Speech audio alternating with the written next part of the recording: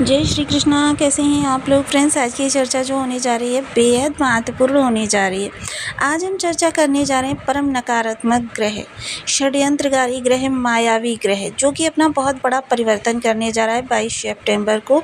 22 सितंबर को यह अपना परिवर्तन करके आपके लिए किस तरीके से प्रभाव लेकर आने वाला है, क्योंकि ये अपने चक्र को पूर्ण करने जा रहे हैं। जैसा कि हम सभी लोग जानते हैं, राहु और केतु वक्री अवस्था में ही गोचर करते हैं। प्रत्येक ग्रह का जो चक्र प्रारंभ होता है वो मेष से प्रारंभ होता है, लेकिन राहु और केतु का चक्र जो प्रारंभ होता है वो मीन से प्रारंभ होता है। हाँ, प्रत्येक ग्रह जो है किसी भी भाव में जब प्रवेश करता है तो 0 अंश से प्रवेश करता है, लेकिन राहु केतु क्या करते हैं 30 अंश से प्रवेश करते हैं। और जैसा कि हम सभी लोग जानते हैं, जब भी कोई ग्रह वक्री होता है तो उसके बल में विशेष वृद्धि हो जाती है। सेम यही स्थिति इस समय पर राहु की भी बल की हो रही है, क्योंकि राहु सदैव वक्री अवस्था में रहते हैं और इनके अंदर इतना बल हर समय विद्यमान रहता है कि ये समस्त ग्रहों को अपने प्रभाव में, अपने कंट्रोल में ले सकें। जैसे कि अगर हम ब्रह्मांड में इनकी स्थिति को देखें तो प्रत्येक ग्रह जो है पिंड रूप में विद्यमान है, लेकिन राहु क्या है वायु रूप में विद्यमान है।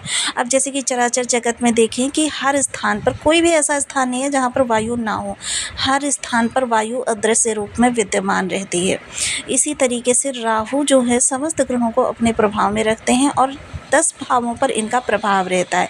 वो 10 भाव किस तरीके से हैं इस पर भी चर्चा करेंगे, और ये चर्चा करेंगे कि अब इनके महापरिवर्तन जो हो रहा है उसका क्या प्रभाव रहने वाला है, और उसके प्रभाव के उपरांत इनके जो प्रभाव होंगे वो किस तरीके से प्राप्त होने वाले हैं।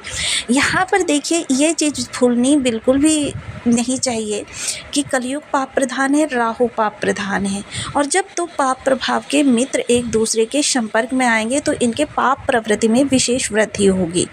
यानी कि इनका जो उच्छृंखल है, या फिर कह सकते हैं कि मर्यादा तोड़ व्यवहार है, वो सारी चीज़ें इनके अंदर देखी जाएंगी। अब जैसे कि हम सभी लोग जानते हैं कि चहुं और राहु का ही वर्चस्व है। चारों ओर माया, छल, प्रपंच, स्वांग, षड्यंत्र, कलह, दूसरे को गिराकर स्वयं का स्थान बनाना या दूसरे को ध्वस्त करके स्वयं मनोरंजन करना, ये सारे जो हथियार हैं ये राहु के ही हथियार हैं। और आप देख सकते हैं कि चारों ओर मोस्टली पर्सन आपको इसी प्रकार के मिलेंगे। मुँह में राम बगल में छुरी वाली स्थिति होती है कि आपके मुंह पर आपके जैसी और पीठ घूमते ही आपकी बुराई चालू। तो ये सारा जो देखने में आता है, चुगली करना या ये जितने भी हथियार हैं ये राहु के हथियार हैं। और आप देखेंगे कि आपके आसपास जो है वो मोस्टली पर्सन अगर 2-4 लोगों को छोड़ दें, यानी 2-4% लोग धर्मपरायण प्राप्त होंगे, अन्यथा सबके ऊपर राहु का ही प्रभाव देखा जाएगा। हालांकि देखिए, ये जो जितने भी मैं पीछे प्रभाव बता गई हूँ ये निगेटिव राहु के प्रभाव हैं, और मोस्टली लोगों के राहु जो होते हैं निगेटिव रूप में ही विद्यमान होते हैं। लेकिन जिनके पॉजिटिव राहु होते हैं उनको क्या होता है, उनको अपनी चीज़ों को रहस्य बनाना, अपने काम पर फोकस करना और अपनी रणनीति पर ध्यान देना, अपने आप को शिखर पर पहुंचाना, आउट ऑफ द बॉक्स सोचना। जितने भी लोग लीक से हटकर कार्य करके कीर्तिमान स्थापित करके गए हैं वो सब उच्च राहु से प्रभावित लोग थे, उनके राहु बहुत अच्छे थे।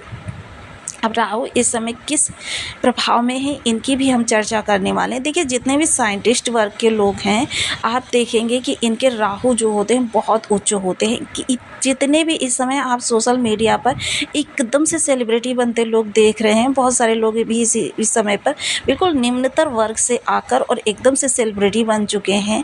ये सब राहु के प्रभाव से ही सेलिब्रिटी बने हैं, क्योंकि राहु अचानक चीज़ों को परिवर्तित करते हैं, शिखर पर पहुंचा देते हैं। रातों रात धन देने की क्षमता जो होती है राहु के पास होती है। वहीं राहु देखिए शेयर मार्केट, सट्टा, लॉटरी या फिर जुआ, ये सारी चीज़ों के द्वारा भी धन प्रदत्त करते हैं, क्योंकि रातों रात इन्हीं सब चीज़ों से आप अमीर बन सकते हैं, और ये राहु की ही चीज़ें हैं। लेकिन इसके लिए बर्थ चार्ट में राहु का उच्च होना अति अनिवार्य है।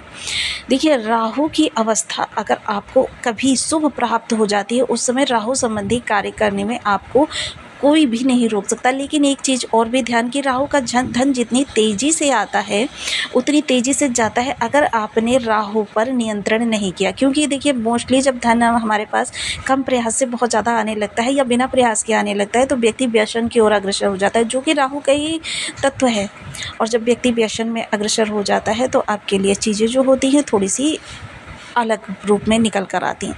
तो आइए इस समय जो राहु का महापरिवर्तन हो रहा है उसके बारे में चर्चा करते हैं, लेकिन ये पहले जान लेते हैं कि राहु 10 भावों को किस तरीके से कंट्रोल करते हैं।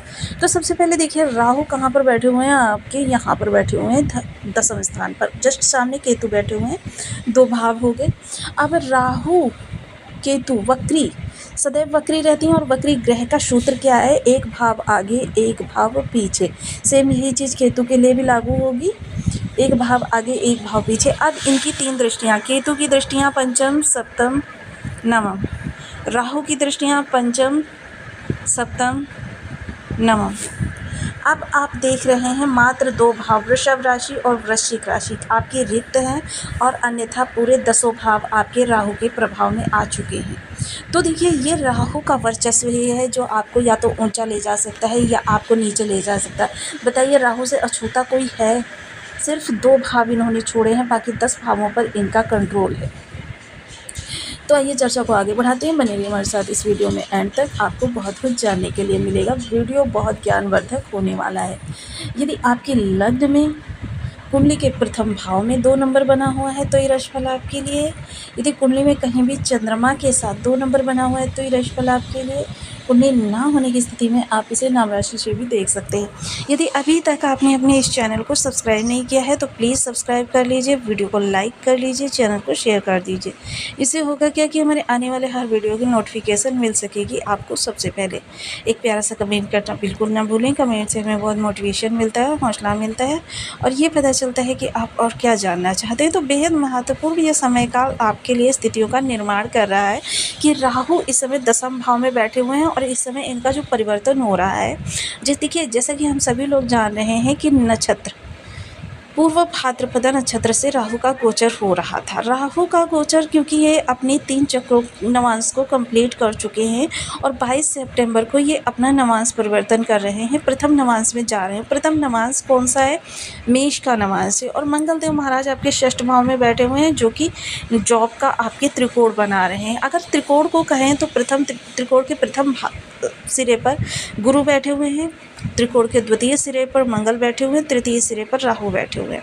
यानी जो ग्रह जिस स्थान पर होना चाहिए सेम उसी स्थान पर है। अब पूर्व भाद्रपदा गुरु का और प्रथम नवांश मंगल का, जैसे कि हम सभी लोग जानते हैं कि नवांश किस तरीके से कार्य करता है। जैसे आपके कमरे में दूधिया बल्ब लगा हुआ है, उसके ऊपर का अगर हम कांच बदल दें, अगर लाल कांच चढ़ा दें तो वो दूधिया रोशनी बदलकर लाल परिवर्तित हो जाएगी, लेकिन अगर हरा ब्लड चढ़ा दें तो हरी हो जाएगी। सेम उसी तरीके से राहु के प्रभाव जो होंगे वो अब मंगलवत मिलेंगे, लेकिन मूल स्वभाव बना रहेगा। चल प्रपंच, स्वांग, षड्यंत्र, माया, विकार, ये सारी चीज़ें जो हैं बनी रहेंगी। तो राहु इस समय पर आपके लिए किस तरीके से, क्योंकि मेष नवांश की विशेषता क्या है? अनुशासन, धर्मपरायणता, सहिष्णुता और धैर्य, ये मेष नवांश की विशेषताएं हैं जिसके प्रभाव से राहु इस समय मेष नवांशगत चर्चा प्रभाव देते हुए देखे जाएंगे। और जब ये सारी चीज़ें आपके कर्म भाव से जुड़ेंगी और साथ ही साथ मैनिपुलेटिंग पावर राहु की रहेगी और ये अपने कार्य में प्रवीणता ये राहु की रहेगी, क्योंकि राहु इतना शार्प माइंड देते हैं, लर्निंग पावर बहुत अच्छी देते हैं। व्यक्ति जो होता है फास्ट लर्निंग में होता है, जैसे हर समय कहते हैं ना लर्निंग मोड में रहता है, ये चीज़ें राहु की होती हैं। जब राहु आपके लिए अच्छे होते हैं और इस समय जब मंगल के प्रभाव में होंगे तो ये सारी विशेषताएं, क्वालिटीज़ आपके अंदर होती हुई देखी जाएंगी। लेकिन देखिए राहु की एक और स्वभाव है कि राहु को चारों तरफ से बांध दो फिर भी वो अपने लिए कहीं ना कहीं से रास्ता बना लेते, कितने भी शुभ हो जाएं, लेकिन अपने छल के लिए, अपने प्रपंच के लिए, अपने माया के लिए, षड्यंत्र के लिए मार्ग बना ही लेते हैं। ऐसे में अगर आपने किसी के हक का हनन किया या फिर किसी को रुला कर धन अर्जन किया, वहीं क्योंकि एक सिरे पर गुरु दूसरे सिरे पर मंगल बैठे हैं अनुशासित करने के लिए, और मंगल देखिए एक क्रूर ग्रह हैं, जहां से आप चीज़ों को बनाने का प्रयास करेंगे वहीं से वो बिगाड़ देंगे। इसलिए मंगल राहु को हमेशा शुभ करके रखना है। और इस समय क्या है कि आपके लिए चीज़ें जो हैं पूर्ण रूपेण, मंगल क्या है? बल है और राहु क्या है? छल है। बल और छल का अद्भुत समन्वयन आपके अंदर देखा जाएगा।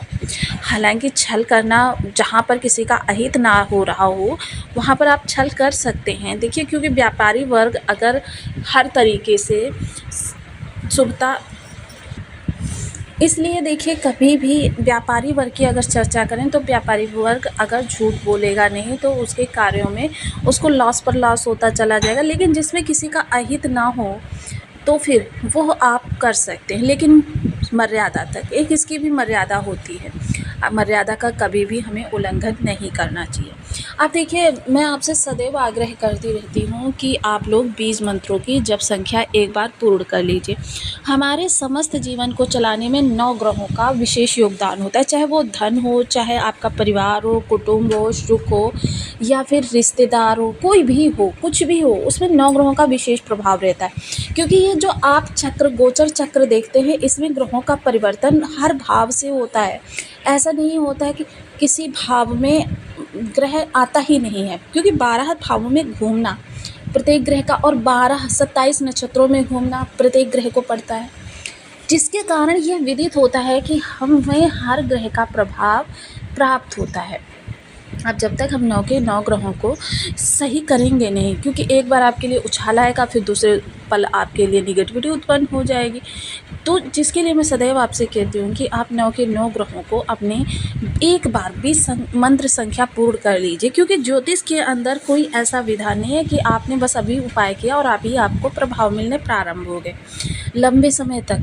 क्योंकि जब इनकी जप संख्या पूर्ण हो जाती है उसके पश्चात भी 3 से 6 माह का समय लगता है, और 3 से 6 माह के बाद आपके लिए ग्रह शुभ प्रभाव देना प्रारंभ करता है। फिर जन्म जन्मांतर आपके लिए शुभ ही रहता है। ऐसा नहीं होता है कि इस जन्म में हमारा ये ग्रह खराब है तो नेक्स्ट जब हम शरीर धारण करेंगे तो उसमें हमारे लिए अच्छा हो जाएगा। ऐसा बिल्कुल नहीं होता। जो ऊर्जा खराब है वो जन्म जन्मांतर के लिए खराब है, लेकिन उसको सही करने के भी हमें हमारे ज्योतिष ने उपाय बताए हैं। अब यहाँ पर देखिए, मंगल और राहु दोनों को शुक्र रखना हमें अनिवार्य है, तभी हमें इसके श्रेष्ठ प्रभाव प्राप्त हो सकेंगे। जिसके लिए आपको देखिए रसदार मिठाई लेनी है। मंगल और शनिवार